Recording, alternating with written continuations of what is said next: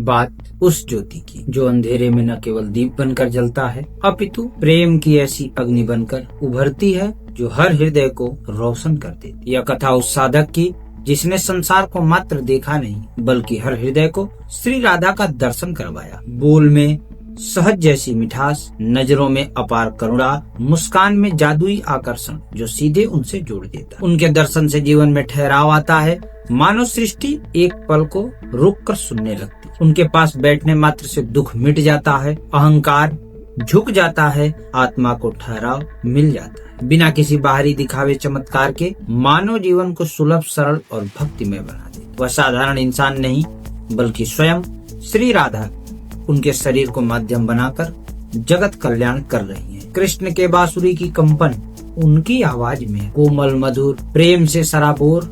जी हाँ, बात अनिरुद्ध कुमार पांडे, जिन्हें यह संसार प्रेमानंद के नाम से जानता है। आप हमारे चैनल को सब्सक्राइब करें, वीडियो को लाइक करें और शेयर करना ना भूलें। उत्तर प्रदेश के कानपुर जिले के सरसौल ब्लॉक में लगभग 1969 में प्रेमानंद जी का जन्म हुआ था। एक साधारण परिवार में जन्मे बालक का नाम अनिरुद्ध कुमार पांडे। इनके पिता शंभुनाथ पांडे धार्मिक प्रवृत्ति के व्यक्ति थे। माँ रमा देवी भक्ति में डूबी रहती थी। परिवार में संसार की मोह माया से दूर सन्यास की परंपरा थी। दादाजी सन्यासी थे। उनका प्रभाव अनिरुद्ध के जीवन पर बहुत पड़ा। बचपन में अनिरुद्ध गांव के मंदिरों में भजन कीर्तन करने लगे। बचपन में गीता, रामचरितमानस को कंठस्थ कर लिया।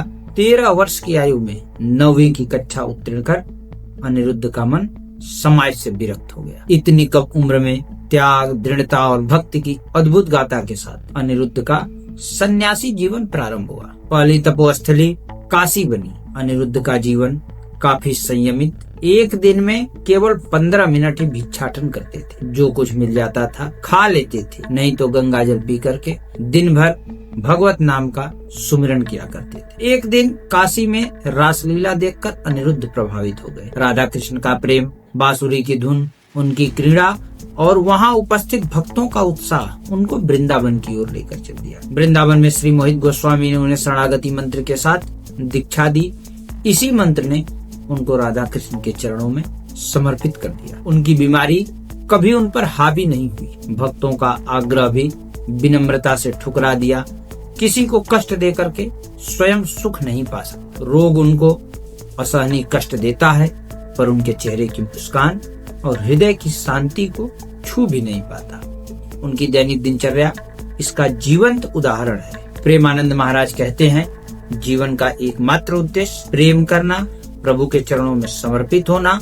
श्री राधा रानी की शरण से सब ठीक हो जाएगा। उनका जीवन एक प्रेरणा है कि जब आप ईश्वर के सानिध्य में और विश्वास में हैं, तो जीवन का तमाम कष्ट गौण हो जाता है। हम ईश्वर से प्रार्थना करते हैं प्रेमानंद महाराज स्वस्थ रहें, उनकी जीवन दीर्घायु हो और उनका स्नेह, आशीर्वाद, वात्सल्य भाव इस अखिल संसार को प्राप्त होता रहे। जय श्री राधे।